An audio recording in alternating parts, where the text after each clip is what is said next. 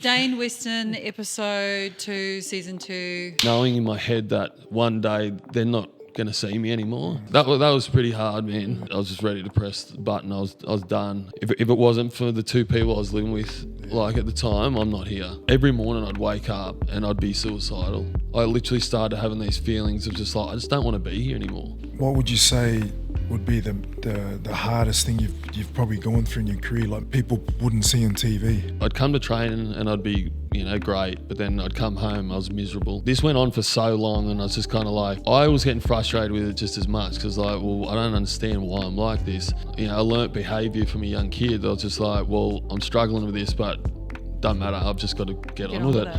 They diagnosed me with depression and anxiety. Back then, my understanding of being depressed was you're homeless or, you're on the street, you got nothing. I'm playing NRL, I just bought a home, I'm married, I've got a kid and one on the way. I'm like, how can I be depressed? In some people's eyes, look at these legends, playing footy and earn this money and now he's crying poor. I wasn't expecting any of this, by the way. We don't endure that without Christ.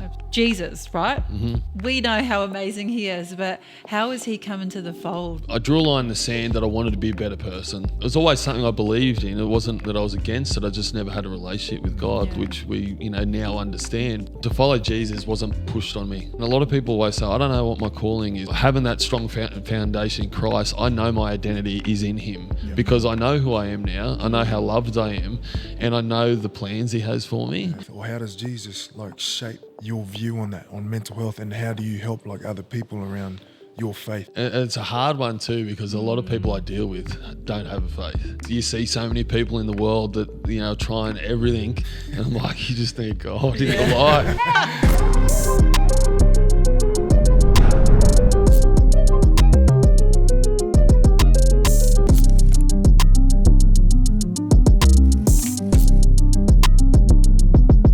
Welcome back to the Izzy and Maria show. We're stoked to have Dayne Weston here, who's obviously our guest, former NRL player. And great to have you on, bro. Thanks for having me. For those that don't know who you are, can you just give us a little rundown of where it all started? You grew up in Goulburn, is that right? I did, mate, yeah. Grew up in Goulburn, New South Wales. I was there till about 15. Left home at 15 to pursue a career in rugby league and moved to Wollongong.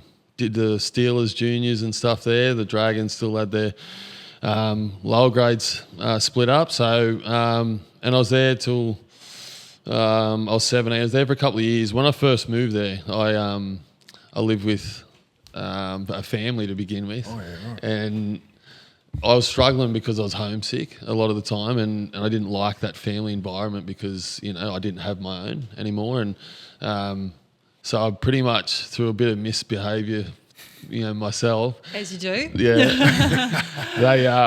They put me in the Dragons house in Wollongong where there was 18-year-olds living in this house and me at 15. Oh, gosh. And every kid gets up to a bit of mischief, but it was really good. I always talk about me leaving home at such a young age was detrimental to a lot of my childhood, I reckon, and my psychologist will tell me that later in life. But there's a lot of that I actually I'm happy for because I matured really quick, and then I was able to do so much stuff for myself that I suppose my wife's happy for now.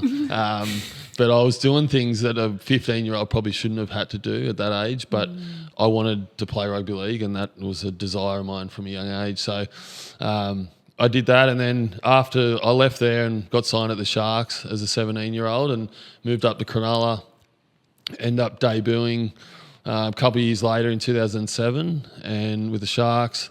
And then my career took me to the Cowboys, at the Panthers, finished at Melbourne and then went over to the UK and played with the Lee Centurions, who are now the Leopards. Oh, that's and spent a couple of years there and then come back to the Gold Coast, mate. And I'm a firefighter now and love my job. That's amazing. And mental health's obviously been a big part of my journey, which we'll talk about, but it's the flexibility I've got through my work now, and everything in my life has been about community, about helping people, and I'm just so blessed that I'm in a position I am now to be able to do so many things in the community and have that impact. So how many years did you play in the NRL? Debuted, I was 10 years, so in and out. I mean, I was in and out of first grade a lot. Like, it was a real roller coaster for many of us that understand that it's just not all sunshine and rainbows. And there's an elite lot that do be in first grade every year, week in, week out, and earn all the money. And I was probably one of those that I did well enough out of the game, but I was always every week. Am I in first grade this week? And it was part of it, but there was a lot of stuff that people don't see that you battle with. But 10 years from my debut to my last game in the UK, so but again, just a small part of my life. And again, we've spoke about this before, but it's like when you're in it, you feel like it's forever, and it's like you hang your hat on who you are and what you're doing, but we learn later in life that there's more to life than the game we play. And one now that I'm always encouraging other people to look at the bigger picture, and people always talk about having a backup plan. It's not always a backup plan, but you want to be focused on what you want to do, but there's more to life than just playing sport. And so Going back to when you first made your debut in the NRL for the Sharks, can you remember what it was like for the first time, like stepping into the NRL culture and what that experience was like? Yeah, mate, I was a footy nerd when I was a kid. But 2007, when I debuted, the year before, Stuart Raper was the coach at Cronulla, and he said, we don't have a spot in the full-time squad anymore. And so I was in limbo, and then he got sacked, and Ricky Stewart come to the club, which is a blessing. And he, through my manager, pretty much gave me a training trial to have one last crack. And I was only 19 at the time, and so I literally just gave everything in this pre-season. And then the first few rounds I trialled well, and then first few rounds I wasn't going great. And I remember doing a defensive session at training. Sticky used to have all 3 grades in, and I remember just belting into Ben Ross, and Sticky stopped training, and he just said, he put me on show, but in a good way. He's like, Westo's the only one having a go. And he said, Westo, if you play like that in the next few weeks, you'll be playing in my team. And I was sitting there going, I'm hardly even making reserve grade. And then funny enough, like the following week, we had the bye, and I hadn't played too well. And then I was ready to go home to Goulburn because it's only a few hours down the road. And the trainer come in and said, you don't have to go and do fitness with the rest of the mob. You've got to be here tomorrow. And I was like, well, I'm going home. And he's like, you're 18th man. And back then, 18th man didn't play. You didn't even suit up. And I was just like, I'm going to miss out. And which is probably not the greatest mindset I had at that time. I was probably sounding a bit ungrateful. But the next morning, I go to training, long story short, finished training, nothing was said. And then Gal come out of the dressing room and he's like, you're in. And then I was like, what? And I didn't believe it. And then Sticky pretty much said, congratulations. Shane Flanagan gave me a tip sheet. He goes, we'll talk more tomorrow. And that was it. And I was kind of like, okay. So there was no celebration over it. There was no song and dance. It was just like, oh, mate, you're up. And back then, it was just, I suppose the culture then to what it is now, I don't know. I think back then the difference I see, the biggest difference is young kids back then I found knew they had to work hard to get what they had to get. Where I see a lot of young kids and the money side doesn't help it. You see kids coming out of PBC at 17 earn 140 grand a year. It's minimum wage in the NRL, and I'm not talking money, but that's the minimum. Yeah, that's... When I came out of school, it was 37.5 grand, and it's relative. So then you're like, well, that's pretty good. But you think of a kid at home now, they're coming out of high school earning that money, living at home, with their family. It's like, and so I feel like kids now come into it, go, there's an expectation that well, I'm earning good money, I'm in a system, I should be playing. And you speak to a lot of people that share that belief, but I feel there was more of a work ethic back in when I first come through to know what you had to do and earn respect with your teammates and that. So, yeah, it's obviously changed over time. Oh, 100%. Well, obviously you've played at a few clubs. and then obviously played it overseas as well with Lee. What would you say across your career would be like your highest moments? I suppose as a kid, I always had a dream. I was a Broncos fan, and Dad used to reckon that I just went for whoever was winning at the time. And when they won in 92, 93, I stayed with them then. But I remember I don't remember. My nan tells the story of me wanting to win a comp one day and do a lap of honour with my two boys. And I was 6. And to have a dream like that, and obviously because that's what I watched them doing after games and whatnot. And I did get to do that in the NRL, but when I was in the UK, different. There's promotion, relegation and stuff. So for me, that experience in the UK to be in a competition and be promoted into the Super League, win a comp, and, it's just, it's a unique experience. And for me, that was probably, the moment that I cherish the most, because I actually did something that I had a desire to do as a young kid, but then for it to play out like that and to have the two boys there with it was just a dream of mine. And again, not comparing it to other people's and seeing NRL premierships and stuff, but it was just a moment with the boys and something that I'll always hold on to. But on that too, and I don't take for granted, some of the people I got to meet and play with as well. Like, you think of the clubs I played at and some of the most elite players in our game I was able to play with, and that's pretty cool. And there are times, and I suppose later in life, you reflect on it and you speak to people who, look at these people like absolute, legends. Gods in a way, mate. So it's, they're always like, oh, you got to play this person. And sometimes you do.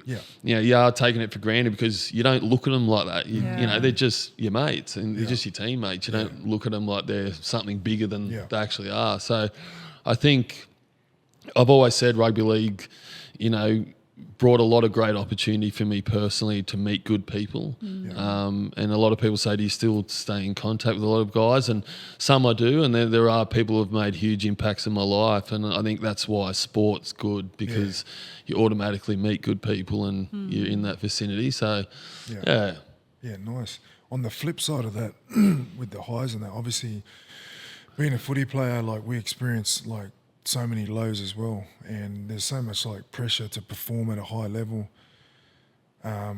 What would you say would be the hardest thing you've probably gone through in your career? Maybe on the mental side, there might injuries are involved that people wouldn't see on TV. It's an easy one for me, mate, but it's, I suppose, again, the roller coaster of rugby league as it were, for me. But when I was 24, I was at Penrith, and I'd come to training and I'd be, great, but then I'd come home, I was miserable, and I was married at the time. And this went on for so long, and I was just kind of I was getting frustrated with it just as much, because I don't understand why I'm like this. And then my wife at the time was kind of frustrated, but she didn't really voice too much. We both grew up from families that just swept everything under the rug. We didn't deal with our issues. We just got on with it and acted like everything was okay. And so that's what I was doing. I learnt behaviour from a young kid. I was just I'm struggling with this, but doesn't matter. I've just got to get on with it.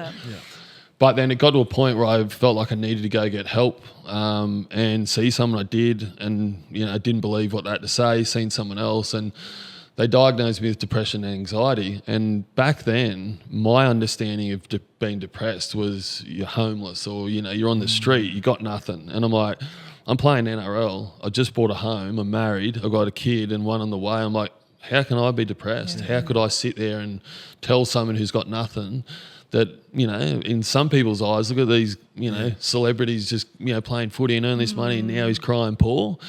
So I didn't tell anyone, and it was the worst thing I ever did, because all I did was push it out to when things were going to fall apart for me, and so I just kind of got on with it, and then it still come and go a little bit, those feelings, but then I kind of managed. I got to a place in my life where I could compartmentalise that, and so, which is dangerous, good for some things, but pretty dangerous in my instance. But I could kind of just be the rugby league player, come to train and do what I had to do, and that could get parked. And then I could come home and try and be the husband and father I was. But then I'd be out of a weekend or, doing things I shouldn't be doing, but then have no guilt to it. I'd come home and I was just a straight up husband again. And it was shocking. Like there's a lot of shame around that because I'm not proud of the man I was then. And looking back at it now, there was a lot of time that was all a mask to get through what I was going through. Instead of dealing with what I should have dealt with then, I masked it all with all this behaviour that, is not great at all. But fast forward to when I left Melbourne and I went to the UK, and back when I got diagnosed, I was probably at the highest part of my career as far as performance was going, and that's why I could never understand, like, how can I perform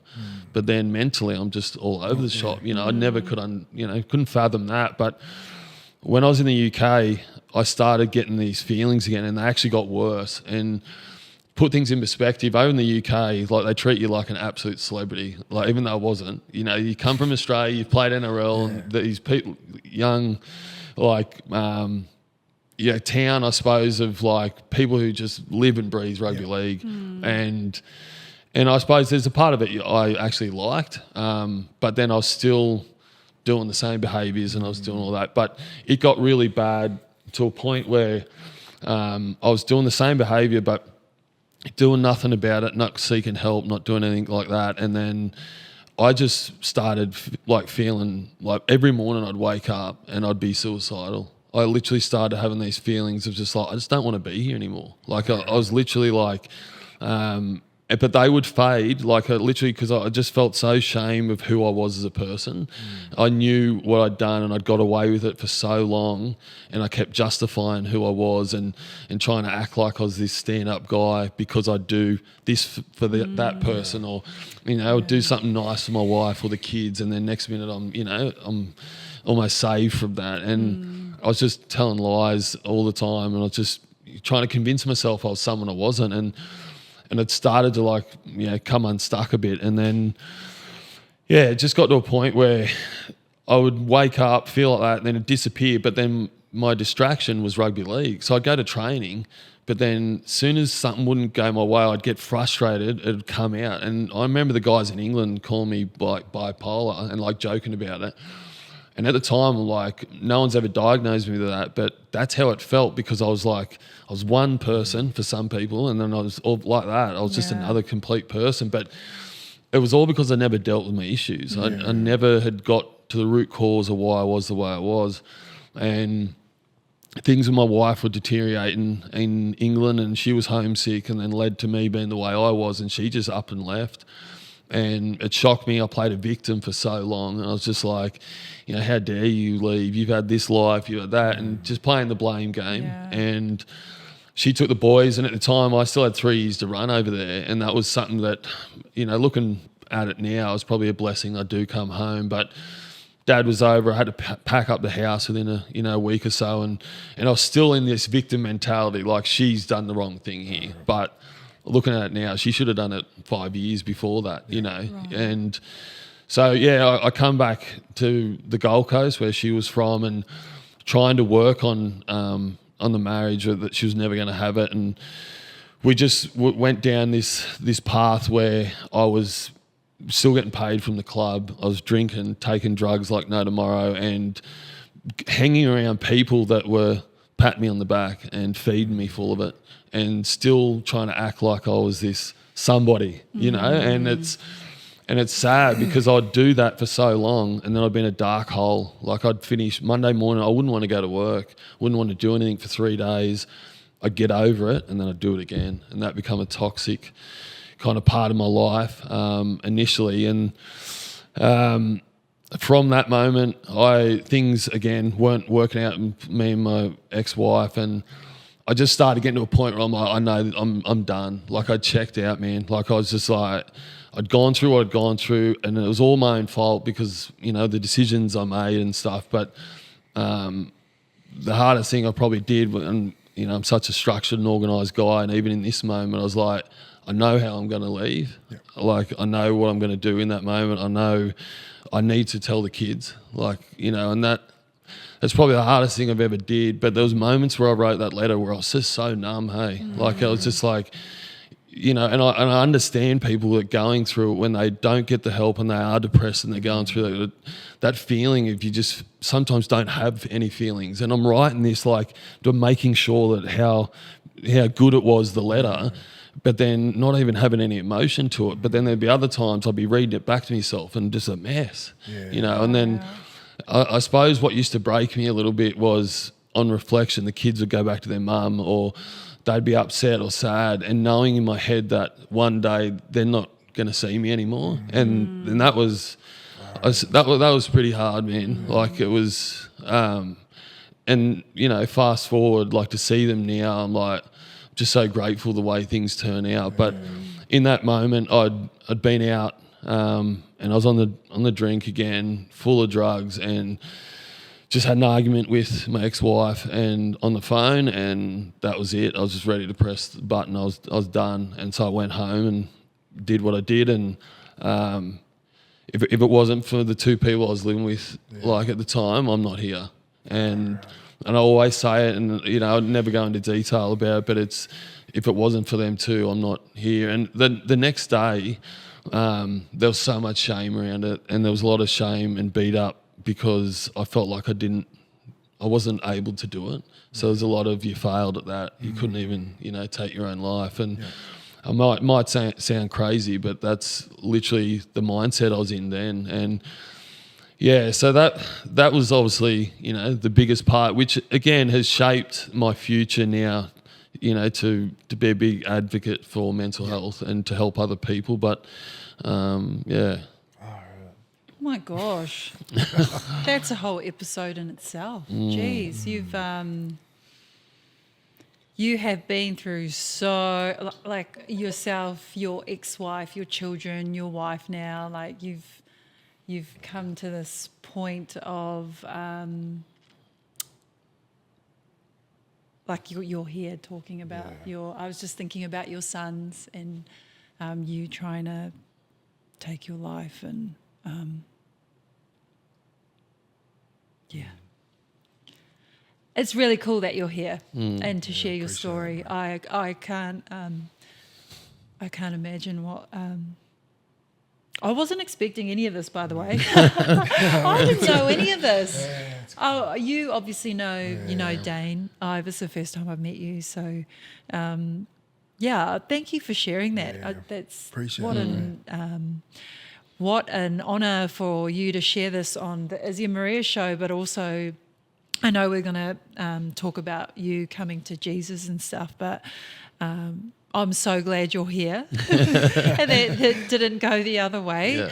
But that also, like, you carry this freedom with you that you're so open to and unashamed to say such in detail, deep things that we know a lot of people that we know are going through, would be going through or have gone through the same thing, and also players, not just athletes, but people out there who follow us, who feel the same way. And to hear your story so raw is, it's actually really inspiring. It's so cool. Oh yeah, it truly is. Like, appreciate you, like, even being open, like you said, to even talk about this, because this stuff is quite personal. You know what I mean? So. But you carry this like lightness about you that it just kind of rolls off the tongue. Like, I'm free to talk about this because I have nothing to hide. I've been through it all. I want to help other people. And like you say, you're really heavily in the mental health space, sharing your story and your testimony as well. But this, Jesus, right? How... We know how amazing he is, but how has he come into the fold of when you met him? Yeah, so when obviously that happened, you know, and I went through a bit of a stage after that where I didn't stop drinking, and my behaviour didn't stop, but I kind of reined it in a little bit after that. But I suppose I drew a line in the sand that I wanted to be a better person. That was how I first started, and this is important for people because it's like nothing to follow Jesus wasn't pushed on me. No one ever pushed it on me, and that's why I always encourage people. And sometimes it's hard because it's like you see so many people in the world that are trying everything, and I'm like, you just need God in your life. And I'm like, how do you do it without shaking them? But I have to then step back and think of why I'm so grateful for my walk is because no one pushed it on me and allowed me to do it my way. And so, 4 weeks after kind of doing some stuff to get myself into a better place mentally, I met my wife now, and she was a Christian and had been going to church. And early on, I think she just said one week, she goes, I'm going to church on Sunday. And me being me was like, oh, come. And like to be like, of course. But to be honest, like I've always believed in God. So even as a kid, I remember like mum and dad split up when I was 14, and they used to fight, and they're never physical, but I just remember hearing them fight all the time. I used to pray to God, like I'd to tear them apart. I wanted them to go through a divorce, and when it happened, it was obviously hard, but it was always something I believed in. It wasn't that I was against it. I just never had a relationship with God, which we now understand. But so go to church. But I remember the first time going to church, and even Lydia said, like, she's like, you don't have to come. I was like, no, I don't have to come. I know I don't have to come, but I'm trying to impress you. So Leave me be. Leave me be. But I had this vision coming from country town in Goulburn, like all the cathedrals back home, and they're all like, and that's my vision of church. And so I walk into this auditorium, pretty much like our church, and it's almost like a bit of a ramp from the top as you walk into the bottom, and worship was going, and I honestly felt like, and I explained, I felt like I was walking out onto the field again, that feeling of, because that was one of my favourite parts of playing footy was actually running out and taking the kick off, and then after that you could take me off if you wanted to, and I'd be, and so it felt a bit like that. I just felt like there was this, obviously a presence then, when you come into that atmosphere, and I'd never felt it before, and that's as close as I could relate it to that. And so, just weeks of coming to the church. Early on, I was talking about this with someone the other day. There were moments early on, because we used to literally sit up the front, and we're only like a second row back. And I think the first time I went, or the second time, there's people falling on the ground, and then I'm like looking at Lydia going, what's going on here? That's the same experience as I said it in the last potty anyway, but same experience. Yeah. It's like, mate, what's this guy bringing me here for? Like, it's people hyperventilating on the floor. Like, I didn't know whether it was legit. I was like, oh no, this is hocus pocus stuff. I'm not down with that. And even I reckon Lydia would have been like going, oh no, like, for a time for him to be impacted, he's just going to be turned away. But anyway, I come to understand it. But just weeks after going, I met people at the church, and I met Locke, our pastor, who, again, there's no, pastors aren't look like one certain way or anything like this, but I seen Locke, and he just looked like a surfer that, he's similar age to me. And it's a funny story because very close with Lydia and stuff. Lydia, obviously, her old man passed away when she was 14, and so she'd never had that father figure from then. And when Lydia first came to the church, they really took her in, like him and his wife. And so when he heard about me coming on the scene, he tells a story of like, oh, I'm going to make sure I catch up with this bloke and give him, the what to and da-da. And then when he met me, he explains, he's like, maybe I don't give him that talk. But, we did though, went up for coffee and caught up just a few times. And again, he never, he wanted to know my story, wanted to understand who I was and stuff. And then we got to know each other. And then it was just a moment, like we were having coffee, and he used to live near where we're having coffee, and he prayed for me one day, and I went home, and then I just made that decision. And it was so nice because I just got to a point where I knew that my whole life I just was like loved for what I did. I was like, it was a conditional love that I'd grown up with. Like I loved my mum and dad, but I always felt like I was loved when I was doing well at footy, or I was, doing well in things. And I hated it as a kid. Like I didn't speak to my grandparents for a couple of years because they didn't speak to me when I played my last NRL game like after a couple of years and didn't play for almost 12 months. And I didn't hear from him until I played NRL again. And then I was just like, that was an example. I'm like, that's not who I am. Like, it's something I get the opportunity to do for a living, but it's something I loved as a kid. There's more to me about that. And I just didn't like that all my life. That's how I felt like I received love. So then to have it unconditionally and understand that was so powerful and still so hard to fathom, especially the biggest thing for me was knowing my past and what I'd done to understand that he still loves me. Yeah. And, I don't know. There are times where I just still struggle to understand that. Yeah. And I've come to grips with it now because I understand he uses us and, in all different ways. And no matter who you are and where you've been, it's just like, and that for me was just like, well, you can't get more unconditional than that. Absolutely. And and then me and my wife, like we went through so much, and everyone says you come to Christ and you just wait for things to start to, attack you and understanding about the enemy and still on a journey with it now. But like we had so much get thrown at us and be tested early on. I'm like, what's going on here? Yeah. And for a lot of people would probably think like, become a Christian and your life's just, you're free. You are free of so much, but there's still so much that comes with it. And we've been through it all. But knowing that we've been through the fire, we continue to go through the fire, but looking that we're, it's a refining process, through that too, to understand we can look at it different. We can either sit there and go, look at all what's happened to us, or what are we learning from this? Yeah. What's God teaching us in this moment that's going to elevate us to that next chapter?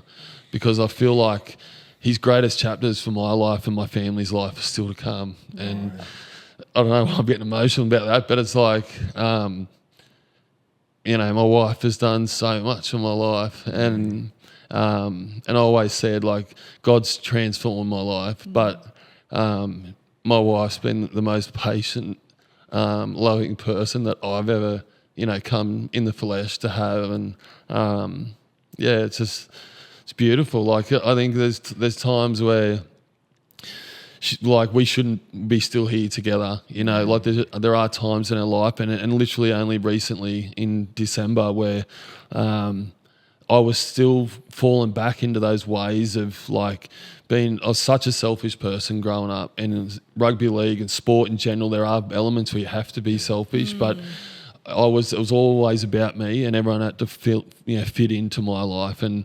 there was so much resentment and bitterness that I held on to about Lydia's life and what had been done to her and her ex and stuff like that, and I couldn't let go of it. And there was stuff that happened after we met that I still couldn't believe that he would do what he's done to us and not apologise. And so forgiveness for me was one of the hardest things, and this, Lydia's ex especially, but having a stepson who I would see him all the time, and I'd be an awful stepfather because I'd see his father in him a lot of time, and it's just being raw and honest. We were talking about it the other day, but it's just like I needed to be able to get over my own stuff with that and forgive him and actually put that to bed if I want my marriage to, actually go. And I'm lucky that we literally were sitting here like this with a counsellor and it was over. And I reckon obviously God was there in the middle of it, but to give me another opportunity to do it, something shift. And even the counsellor said, like, I've seen him sit in them chairs and say this over and over, something's different. And it was, like, I remember just for days I'd be by myself, Lydia wasn't around, and just praying and crying and just begging, God just to bring her back and just, and repenting against everything that I, was trying to do in my own strength and holding on to that stuff. And so I messaged Lydia's ex, my stepson's father, and I said, I need to see you.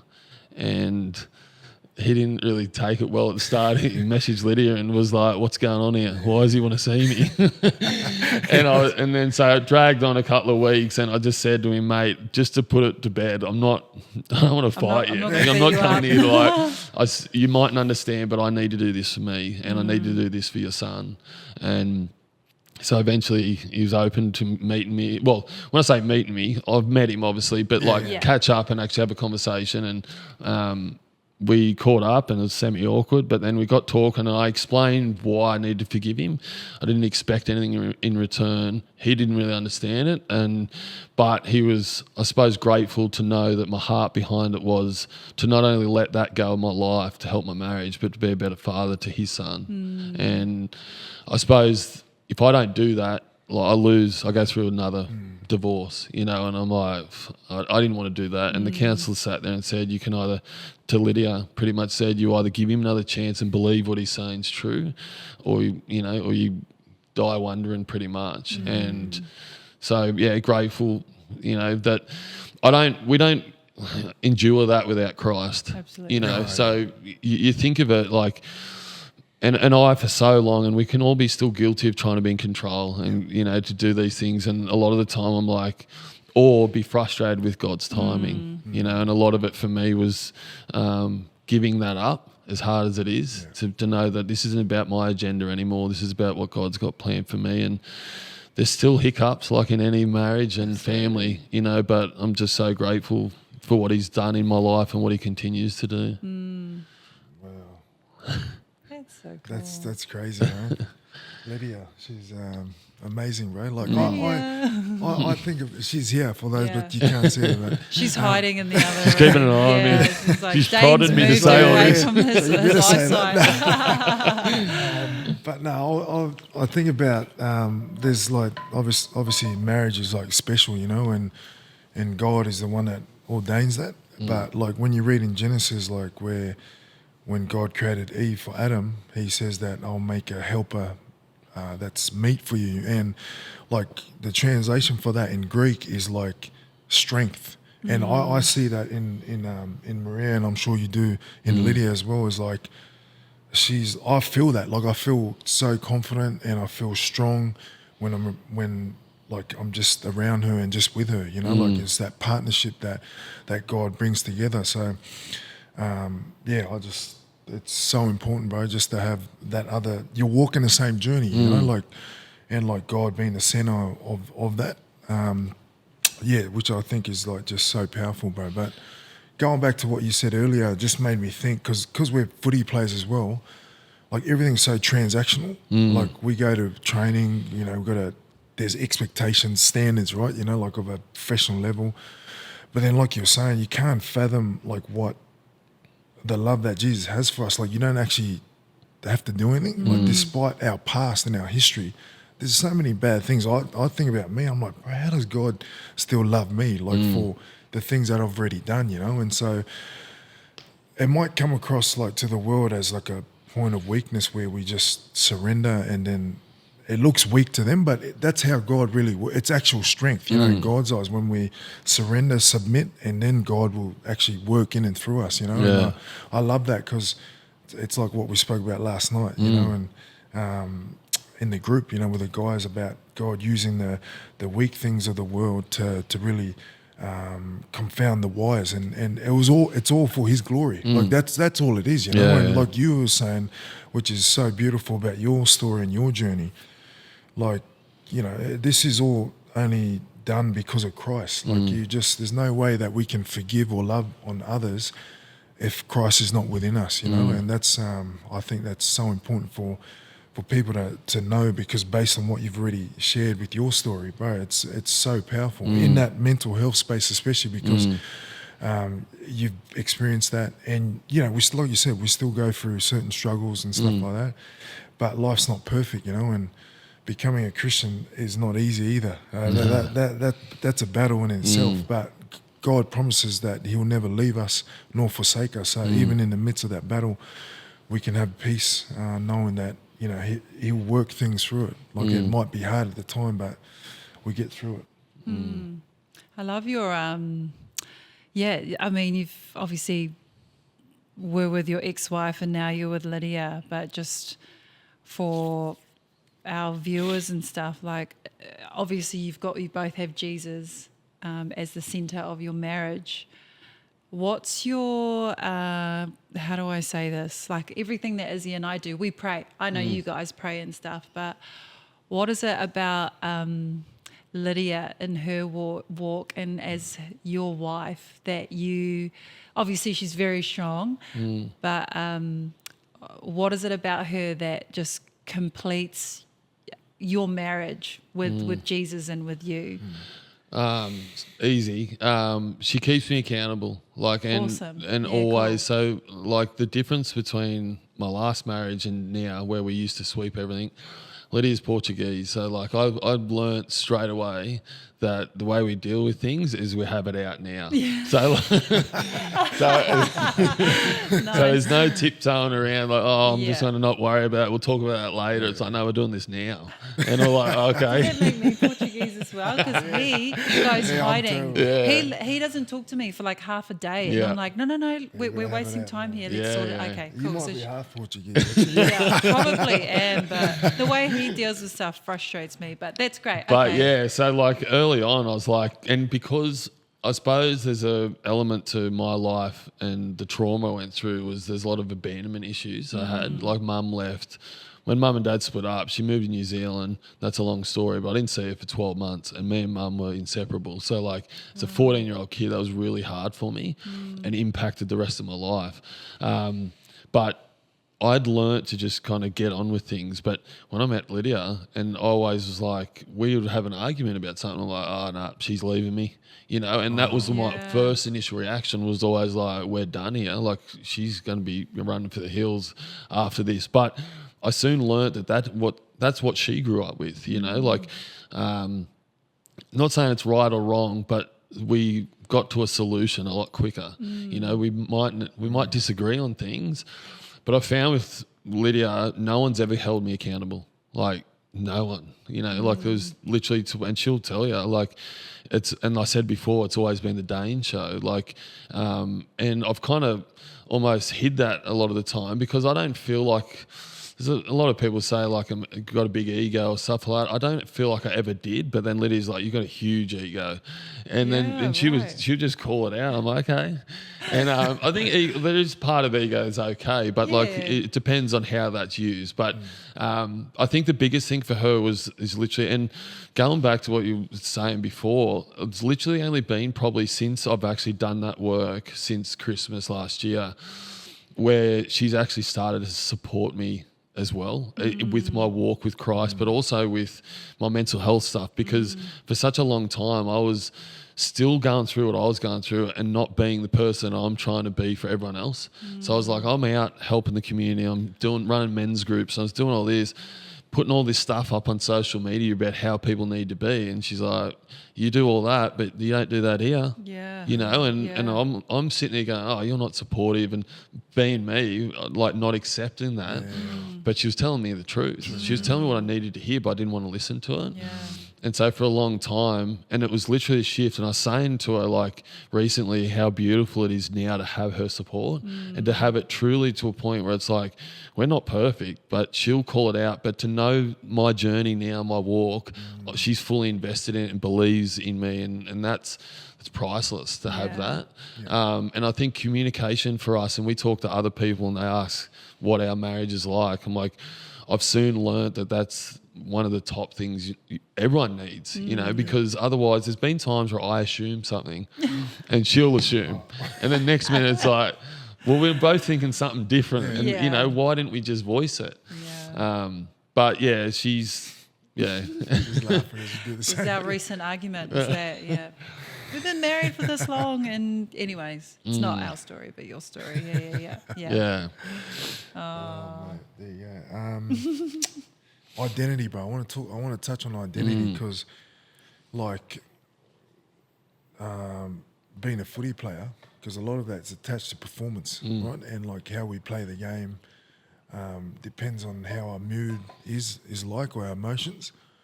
How did your identity obviously would have been, how you saw yourself before you came to Christ would have been different. Then the question is, how did Jesus really shape your identity, or how you see yourself now compared to how it was before? Yeah. Well, I suppose what I used to think that even though I didn't believe I was the footy player, like that wasn't my identity, it kind of consumes you so much that even though you don't want it to be, it becomes that, especially if you don't have a solid foundation in Christ, you know. So that wasn't something that I had. So in saying that, when I first at Cronulla, because Lydia asked me the other week, she goes, did you have a lot of Christians around you while you're playing? I was like, not really. And I don't remember too many. Dave Simmons, he played on the wing at Cronulla. And I remember like coming out of high school at the Sharks and he was always like nicest guy. He'd come over and he's like, Westo, this and that. And he'd go, you should be doing this, or maybe you should, you know, look at me doing this instead. And I'm like, come on, Simo. But like, God bless him, mate. Like, but I think it's so cool now to know that he was so strong in his faith with where we're exposed to so much, you know, and to be able to be, you know, so diligent with your walk with Christ when we are exposed to what we were. I think that's incredible. Like something that, and I didn't, because I was like, that's not for me, because I just wanted to live a life kind of thing. But yeah, the identity piece, that's almost gets instilled in you because that's all you feel like you are. And then two, when you're not receiving it, like in my instance, I didn't like get any love elsewhere. So I was like, well, the more I play better, I know someone's going to love me. And so that's how my identity was, you know, fixated in that, because I was like, well, I know the way to feel love is to perform. And it was the performance-based love where I'm just, now I'm like I say, like I love my time playing footy, don't get me wrong, and for anyone playing footy and following a dream, like go get it. But it's only a small part, and God's plan for my life has always been, and I feel like, to be a man in the community, and there is so much that he's instilled in me and created me to be how I am today. No accident, mate. Like I always look at it and I'm like, I look back in my life and I'm like, I was doing this, and then why was I always helping people even when I was battling things? And then I work in the community, in the game, after I finished the NRL. Now I'm a firefighter, and I'm like, everything I've done is always helping others. And I'm always, you know, and I feel that's like part of my, you know, journey, and that's what he's called me to do. And so I know that. And a lot of people always say, I don't know what my calling is. I don't know what that is. And I'm like, everything's now having that strong foundation in Christ. I know my identity is in him because I know who I am now. I know how loved I am, and I know the plans he has for me.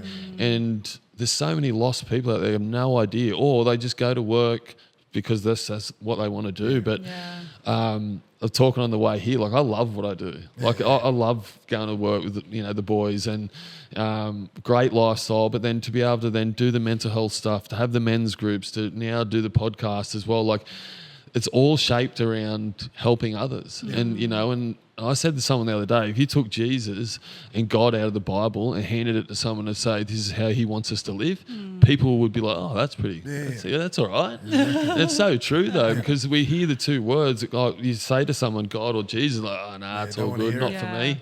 It's like, why is it so? And there's such a spiritual stronghold against that, where you can see, but all we can do is pray and hope that they come to realise that. But just knowing my identity's in him now, and it's having him at the forefront of everything I do now, and even just through my, you know, daily habits. Like I'm a so structured kind of habit-based person.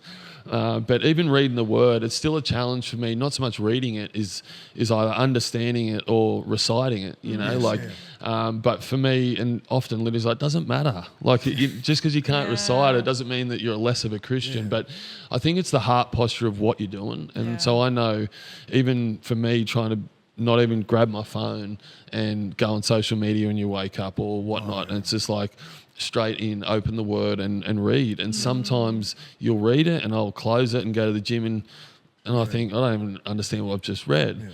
But it's just being true and honest. But I got an application Bible the other week, and the best thing I did, because the beauty of that is it's got the word in it, but then it almost dumbs it down for us to understand it a bit more, and which has been like really good for me. But then all these kind of little habits, I think, you know, praying, doing all these things, they all add up, you know, and they all add up to a point where you're just like, well, it's not something I have to do. It's just part of who you are now. And then it's honouring that, and not just honouring him when things are good. Because we're going through a journey at the minute in a season where it could be easy for us to just go, you know what, why would we be handed this again and again and again, and you're just like, and I said earlier, it's like, we've got to look at what we're learning from this, and that refining process through the fire. It was like, well, there's going to be a blessing that comes from this, and through faith. And that's the hardest part about faith. It's like, we can't see it. It's like, so how do we, how do we stand by it with something that is not tangible? Yeah. But yeah. I love what you said before we pressed record, was the if you're not all in it, you're in the way. Yeah. You're either in or you're in the way. You're either in or you're in the way. Talking about whether you're fully in with God or not. Can you just talk about what that means to you and your experience with your walk? Yeah. I shared this last night with the boys, and one of my great mates, who's a strength coach at the Storm, he always used to say, you're either in or you're in the way. And it's a great way to look things, because he obviously was always about training and in the gym and, pushing yourself. But if we want to be good at something, or you want to devote yourself to something, it's like, you got to go all in. And it's like, it's no different to our walk with Christ. And openly, for such a long time, even when I became a Christian, people were aware of it and respected me for it and pat you on the back. Oh, good on you, what you're doing, da-da. But there was times where I probably took my foot off the gas a little bit of kind of talking about it as much.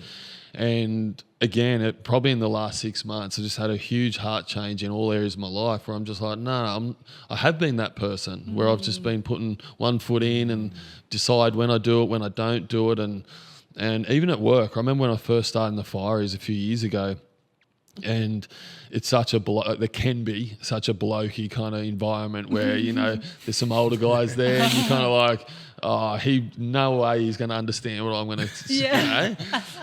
Or you'll hear one of them say, he's a bloody Bible basher, or something like that. And then I'm like, maybe I don't say anything, And I was guilty of that. Like, people were aware, but I just wouldn't talk about it as much. When now I've probably, in the last year, I've gone to a stage where I'm like, hang on a minute, like, why am I worried? I've always said I never worried what people think of me, but then you say that to an extent, but then when it comes to Christ, you kind of, and now that I'm so open about it, and everything's about him, and I even find, and people who aren't a Christian, you'll see them on social media likes, my stuff, or they'll comment about how good it is and that, and they're not a Christian.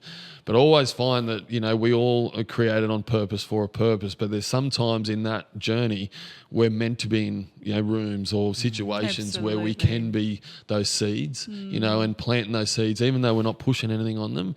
And that's why sometimes we all have a time in our life where we're like, why are we here? What am I doing here? But there's a reason you're here. Like, nothing's by accident, and I feel like even being here is not an accident. And I always say that to people when I do my talks, and that, like, everything leads me to where I am today, because it's all part of the journey. And I think if you want to be, into anything in your life, especially Christ, you got to go all in. And it's just like, because he's give us this opportunity. It's easy to just go, oh, look what we've got and look around us. But it's like, that's because of him. Absolutely. It's not because of us.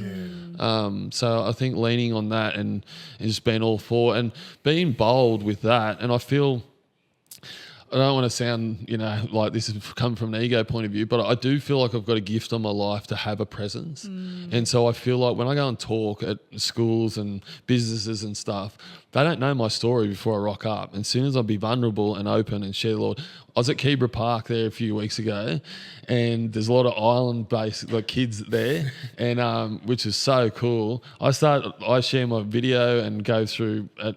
When I started talking about Jesus and told them how I was saved, and that, they all up like massive roar in the assembly. So cool. And I was like, all Samoans, by the way,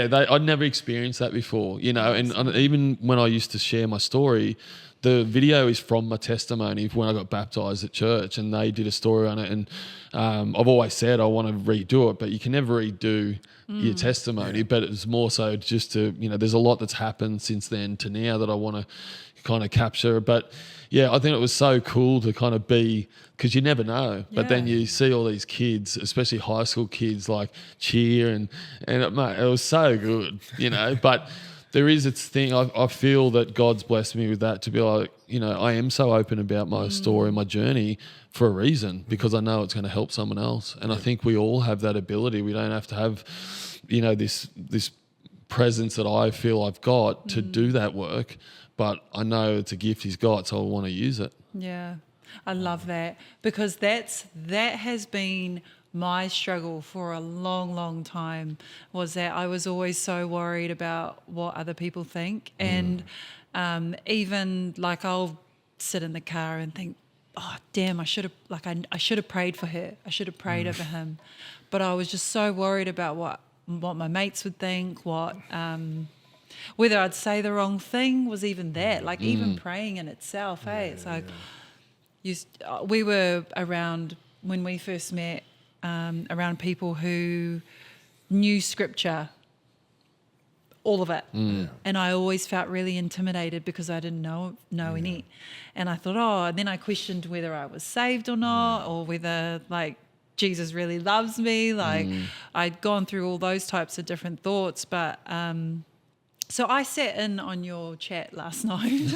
I was beside Izzy with my Bible and I was taking notes, and I just loved how you all you men, grown adults, were so encouraging and so vulnerable and so open to the experiences that each of you's had, that was so relatable to me. So I love that you have found your freedom to and your boldness to share God. And you're so right. You never know who's around. Yeah. And it's so funny with like social media, like your mates who aren't Christian or people who aren't Christian, but they like your posts. Yeah. It's They like, we got follow, some don't they? closet Christians here, come out, guys.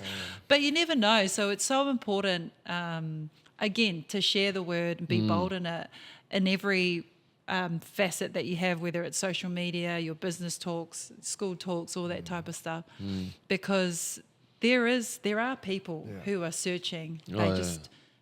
They just need that extra push or seeds just being planted. absolutely. So it's cool, and it's so funny because you do not look like a Christian. You look like the total opposite, Which is great, and that's the other thing. And I think too that judgment straight away comes down, and people are like, look, this bloke's fully tattooed, shaved head, like this bloke looks like a bike. But that's cool, mate. Yeah, Because one thing I love about your social media too, which for me personally, I've learned a lot from that as well, is that the videos you show, you got visual of like your footy highlights from back in the day, but the captions are always lead to, you're talking about Jesus, right? Yeah. Which is it's like a bridge to connect with people, because like I think like there's a lot of people out there, when you just automatically just like say, for example, talk about Jesus, people just switch off, right? Yeah. So you got to find a common ground where you can connect to them. It might be sport, it might be footy. Like I learnt a lot from like just watching like Charlie Kirk, right? He used politics as a means to connect with people, but the most important message from what I saw from him was always Jesus, right? But politics was that bridge to connect that. And the same thing with us. Like we use footy, right? We use footy. We know, I think you got to understand from a unbeliever's point of view, is that when you just talk to them about, oh, bro, Jesus, they'll switch off. You know what I mean? Like find other ways to connect with them and like a common ground, build a bond or relationship with them. And then you just, when that time's right, trusting God will bring that. You then talk to them about Jesus. You know what I mean? Like that's something I've learned a lot just on my own personal journey.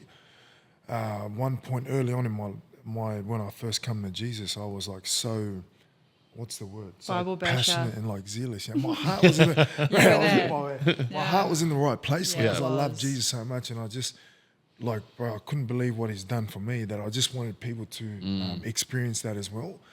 but the way I went about it was probably not wise, you know. But that just came in time from walking with God. He taught me a lot of things, you know, stripped away things that I thought was right at the time, which wasn't, even though my intentions were right. It just over time you just become more mature, you know, like in the walk, because you learn a lot more. You just understand God a bit more and all that sort of stuff. So I love that about your social media and what you're doing there. But one thing I wanted to ask was, obviously you're big on mental health, bro. How does your faith, or how does Jesus like shape your view on that, on mental health, and how do you help like other people around your faith? Yeah, good question. And it's a hard one too, because a lot of people I deal with don't have a faith. Yeah. You know, Yeah. and there's a mate of mine going through a divorce at the moment, and he come to my men's group. And when I first started the men's group, it was actually at church, but it was only because church said, you know, we've got a beautiful cafe, you can just use it. So it's a facility thing. But I found it really hard, a lot of pushback, because guys wouldn't want to come because they thought it was literally luring them into church, you know. So as much as I voiced it, I was like, that's not what I'm trying to do. But I'm like, I don't have the money to kind of get this or that. But the church just blessed us with that. But some guys understood, but I knew there was a semi-excuse for men not to show up. And so there are a lot, but there's a guy who's gone through a bit of a journey, and he was going through so much, and I'm sitting there just going, I'm sharing what I need to. But even in that moment, I want to tell him what he needs God. Like everything that he was going through, I wanted to be able to do it. And I've literally prayed about it and let it kind of be. And he eventually he caught up with me for coffee the other week, and he's like, I want to know more about Jesus. Wow. And so it's the first time that I've had in a men's group where someone's actually, and it's because and we spoke about it earlier about just wanting to grab him and go, man, this is what you need, you know? Yeah. And because I always talk about my faith, it's not led by that, I suppose, at men's groups, because I'm trying to get them to a point to understand each person. There's, you know, sometimes there's a lot of men in the room of why they feel the way they do, because I find a lot of our mental health issues comes from traumatic events. So we've all been through a traumatic event in our life. And again, I'm no profession, but I only know my experience and people around me as well, that we're not born with a mental health condition. You know, I believe that it's formed through traumatic experiences and then unresolved, you know, healing from that. Yeah. And then like my story, it's like, well, that's a prime example of it. And I got to a point where I was like, well, I'm out of here. And I feel like a lot of people are in that situation, and a lot of people, I suppose, which is not great, abuse it as well, where they're like, it's their first calling card. It's something's happened and it's, I've got bad mental health, or, you know, I'm depressed or whatever, and which is not great for the people that actually are. But I think my faith, a lot of, you know, I haven't really spoken too much, but my life is a reflection for other people to say, and always say about being the light for other people. And it's like, sometimes I don't have to speak it, you know, for them to know as well. And I think that's always been another attribute for me, is to be able to just walk out my faith instead of pouring it. And because it is a hard one in that space to try and help men, but without pouring too much on them. But I know from a point of view that it's such a patient space with mental health, because it took me almost 30 years of my life to get help, you know. And there's times where I get frustrated in men's groups and stuff, and I'm like, why aren't people coming, or why aren't they opening up? And I'm like, mate, it took you 30 years. You know, you can't judge others when you took so long to do what you did. But I feel like a lot of it now, again, we go back to our foundation. It's like, well, if I've got issues, I know where to go. I've got someone I can pray to, I can talk to. Like that's the firm foundation I got. A lot of people don't have that at all. So then you look at someone's situation and be like, what you're battling through, what you're going through. What's going on at home? Like, what's this? What have you got? What outlet have you got? And they're like, and usually it's the pub. You know, for most men, it's like they go because they want to drink their sorrows away. So I think all I can do from a faith point of view is provide an opportunity, you know. And always say, if anyone wants to talk about that, I'm open to doing it, and I'll never shy away from sharing that. But I think it's a patient balance, man. Like to be like, well, I don't want to pour it, but at the same time, I don't want you to keep going without knowing the good news, you know. Exactly. To find balance out, I guess the biggest thing, like that you already mentioned, is just in that position is just like trusting God, right? Like you're talking about your mate who's just approached you and said, I want to know more about Jesus. Something I battle with a lot, because one of the things I learned when I got terminated in 2019 for that social media post was that, and this is God taught me this, was that He said to me, I want you to come down to people's level and understand them, but still give the truth. Because at that point in time in my life as a Christian, I was so like, I would say self-righteous, and someone would, come up to me and be like, oh, I'm a Christian, but then I found out they would have like a glass of wine, and in my head I'm like, but you're not a real Christian, like, so I was obviously, again, young, immature in my walk. I was so passionate, but there was no sort of grace around what I was trying to do as well. And I learned that through that experience, but I'm thankful that God really taught me that, and that's something that I try and implement that now around my teammates, because like my first thing to go is to, bro, you need Jesus, you know what I mean? Like, because I know He's the answer to it. I know that, but it's not as simple as that. Like, you got to form a relationship, you got to understand where they're going, what they're coming through, and all that sort of stuff. At times it's hard because I'm like, I've got to hold back a bit. And sometimes just being there for that person, you don't have to say a word or talk about Jesus, is like you're saying, that's just showing the light already. Yeah. And then just trusting God that He'll provide an opportunity like down the track, And but yeah, I love how you said that.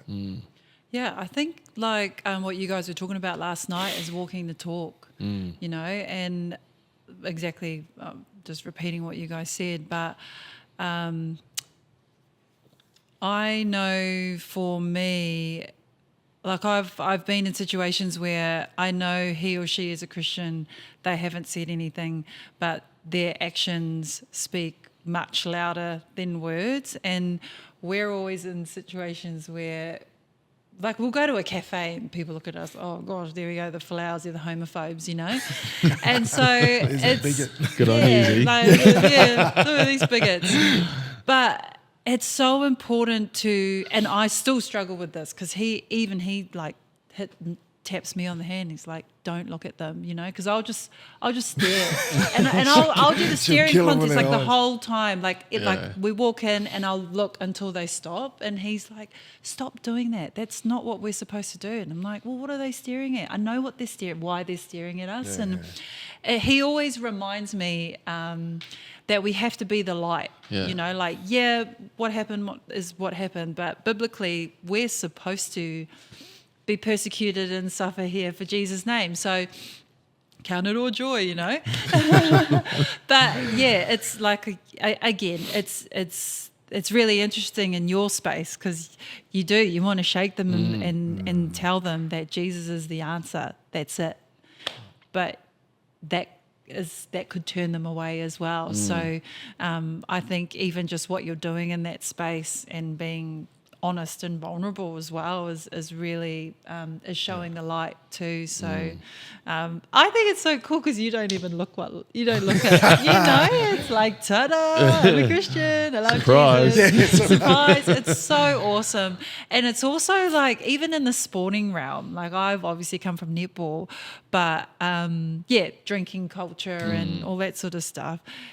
You're a weirdo if you believe in God. And I remember Grace Rasmussen, one of the girls, like Grace Cara now, she's married. She became a Christian later on in my playing career, and I used to just think, oh gosh, here we go.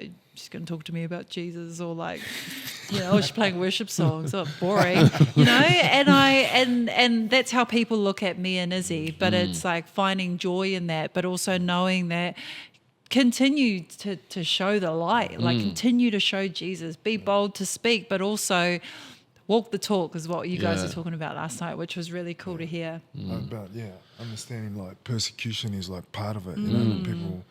But like when you're even with that, like when you're like comfortable in who you are and what you're about, and you know that, it's like you can have so many people give you death stares. It's like, that's okay. We know who we are. We know, who we're loved by, and that's all that matters at the end of the day. But we'll go back to what we were talking about, like our lives, and you brought it up. I don't want to open a can of worms again, mate.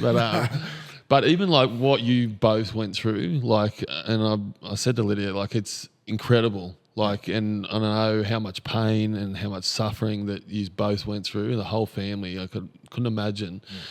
But for you to be able to stand, man, in your faith during that time is something that, is incredible is the only thing you could say, mate. Yeah. But God honours that too, and goes, you know what, I've used you in that time to stand up and actually do it. And like I've even listened to you say, like, Izzy, just tear it down, pull it down so we can just move on. But, and that would have been so many times been the easiest thing to do. Would you have done it different again? Doesn't matter, but what was done was done. But I even think it's another great example, and no one will ever forget that, but good. Yeah. Because you know what I mean? Like at the end of the day, people, well, why was he doing it? What's he stand for? Yeah. It'll always come back to that. Everyone will forget what was written in the post. It'll be about, well, he's doing that because he's standing strong in his faith. And that's how it should be. I know, and again, I'm not making this about me, but talking about like times in our life, we've been through the fire, but I was working at the QRL, and when COVID happened, the vaccine and that come out, and I was like, I'm not getting it, right? And they knew that. And then it was the only time in my life where my faith was really tested at a point where I'm like, I'm going to give up my whole career here because I love doing this. I was running the wellbeing at the QRL, and I was doing something I loved the job. And then they're like, you've got to get it or you're going to be sacked. And I had exemptions, I had everything, and they're like, nah. And they literally had a Teams meeting, and like, as of this date, you're done. Terminated me. Wow. And then being such a control freak, and I'm like, wow, what am I going to do? Like, I've got nothing to go to. And literally, they paid me out for a certain period of time. The last day I got paid, I walked into a job that next day. Wow. So the way it happened, by just standing strong in our faith, and it was the first time I actually believed in it, where I was like, no, I'm doing this. I'm actually backing myself, my faith, to go, I'm not about this. And the same thing, I'm not going to be determined on having this to go that, well, if you don't have that, then, and I'm like, what about all the work I've done for you guys? What about all the stuff that and that was a job where I was exposed to suicide. I was exposed to so much, and I'd made so many good changes in that space. And it really hurt me to go that you literally, because of something that we learn's all crap anyway, I've had to turn my life upside down for it. But again, I'm grateful I did it, because it wasn't for me. It didn't serve me anymore. But it's hard because I love what I'm doing. But that gave me the option to go, well, we stood in our faith in that time, trust that God will still provide, and he continues to do it to this day. But it's cool because even in that example, it's like people look at me and be like, Westo, what are you going to do though? Like, what about money? And what about this? I'm like, we'll work it out. And it was the first time where I kind of like, well, yeah, we will work it out. And because we were so strong and so, we're not wavering from it, everything worked out. And did it work out the way I was planning? No, but it gave me opportunity. It gave me, food on the table, roof over our head. We still didn't go without, but he always prevails. And it's so cool to be able to be, like you say, walk, you talk as well, and people can see that. What is it about them that, they can still go through the fire but still be happy and up and about? And it's like, that's the true testament. It's like, how do they respond in those times? Like when, their back's against the wall. And I feel like that's the truest way we can show our faith is in those times, because it's easy when everything's going rosy and you're like, everyone can do it. Yeah, exactly right. I just want to ask, like you have a message for those that might be chasing success or whatever, but might be feeling empty on the inside, and what you know now about God, what can you say about that could potentially encourage them or help them? Even though you've said so much. That's even looking at the game itself now, that's what I love about, say, Penrith's success. There's so many young kids that grew up in Mount Druitt, and they've brought them through, and there's a lot of faith in that team, and there's a lot of young kids who have grown up and provide for their family, and they're Christians. You see them praying before and after games. That's all powerful, because there's so many people, not just sport, who are in positions of influence that can they should be doing more of this, you know. And I see the more it's happening more and more. We're seeing more of it happen. America's obviously huge in it. You see it so much. But if I knew Christ through my career, I know how better a time I would have had, even like as my playing career. But knowing what I know now, and I'm like, people have such a great opportunity, and they've got the world at their feet with the opportunity they've got. But to put that and marry that in with God is just will elevate people to another level. And I know that. And there's no accident of the success that those guys have had out west in Penrith. And I just feel like for a lot of people that have just put everything into, again, it's an identity thing, but to know that, to actually seek him first and to know that everything that he's providing you is by his works. And even though you don't know him, he knows you, you know, and eventually once that comes together and you get to know him, and like for myself, I understand that everything wasn't an accident. He was still loved me when I was still turning against him, you know, and that's why you're like, really?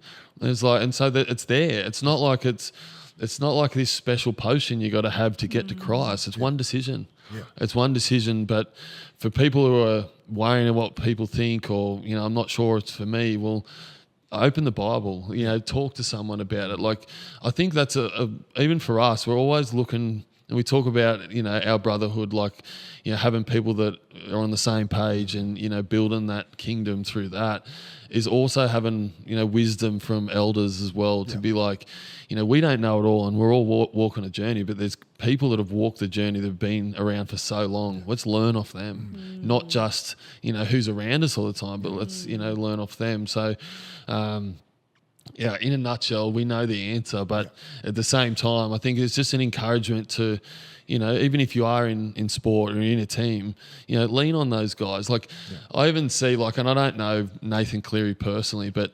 I know what such a stand-up guy he is and how respected he is in the, you know, in the community.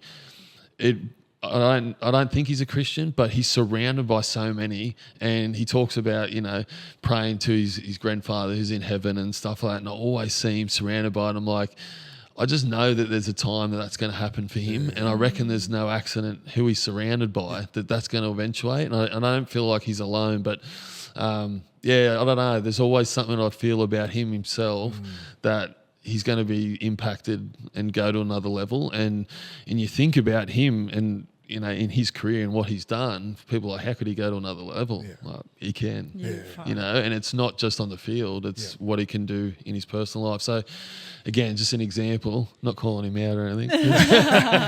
He's coming to Jesus. But it does help when you're surrounded by like-minded people, or people start gravitating towards Christians and be like, I want to hang out because they're cool guys, or you know, whatever it draws them to them. It's it's just little things. Anyway, this is random. I think when I was at the Broncos, obviously I grew up as a Mormon, but at that time I had not gone to church for ages. Anyways, I remember it was one Mad Monday, I think. I was obviously on the piss for like a couple of days, and I remember PJ Marsh. I don't know if you remember him playing. He never drank, and I was like, bro, why don't you drink? He's like, oh, I'm a Christian, but I didn't think much of it until years after when I got saved and that, and I was like, man, that one act, that small act, like it spoke so much to me. Not at that time, but afterwards, but it stayed with me, and I was like, oh wow, even that one answer of him going, oh no, I don't drink because I'm a Christian, but I used to think I was a Christian too, but it's just it's just one little action or one decision makes a huge impact. Maybe not then and there, but down the track. You know, yeah, definitely. When you actually come to it. So, like you're saying, bro, Nathan Cleary, you're coming to Jesus, bro. You're around too many Christians to not be impacted. No, well, this is so cool. You're right. We could have you on for so much longer, but this has been a really cool episode. Just thank you so much for your time. And the sun's come out. It was raining not long ago, but what a cool episode. Very, Everything very happens cool. for a reason, bro. I know. And I just, your testimony speaks volumes it will speak volumes to everyone when they watch this episode. But so much to unpack. Like, you've been through so much. Like, you don't tell people your story before you get there, but this has like really encouraged me to just stay on. Always Jesus is the way for me, but also just hearing another brother in Christ and what you've been through and the impact that you've had and are still having in people's lives and stuff. So thank you for your time. Thank you for Lydia, Lydia, we'll get you on the show next time. Yeah, she's coming on the show next time. Exactly. Because we need to hear about her testimony. Yeah, I'd love to hear her her testimony journey. too. Yeah, but no, we appreciate you guys so much. And this isn't going to be the last time we're having you on this episode, on this potty, because I want to do this again with you. Oh, yeah, no, definitely. Yeah. No, I appreciate it. It's been a blessing to come up here today and like I say, talk all day. But that's the beauty of being a Christian, being around people who've got a heart for the same thing. And always love sharing my testimony. And like I say, this is always to help other people. Like, it's not to glorify me or put me on a pedestal, but it's to draw people out of what they're currently in, and ultimately, without hiding it, is to bring them to God. To let them find Jesus in their life. So, thank you. All right.